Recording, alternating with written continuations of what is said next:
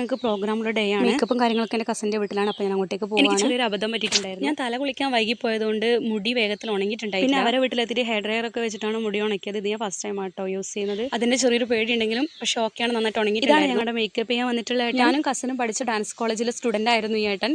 ഇപ്പോൾ ആൾ മാഷാണ്, ഒപ്പം തന്നെ മേക്കപ്പും കൊണ്ടുപോകുന്നുണ്ട്. കലാമന്ദിർ ഡാൻസ് കോളേജിലാണ് ഞങ്ങൾ പഠിച്ചത്. അരുൺ എന്നാണ് ഏട്ടൻ്റെ പേര്. ആളുടെ മേക്കപ്പും കാര്യങ്ങളൊക്കെ അടിപൊളിയായിരുന്നു. ചെറുതിൽ ഡാൻസ് ഒക്കെ പഠിച്ച് സ്റ്റേജിൽ കയറുന്നതിനേക്കാളും ഈ മേക്കപ്പ് ഒക്കെ ഇടാനുള്ള ഒരു എക്സൈറ്റ്മെന്റ് ആയിരുന്നു കൂടുതൽ.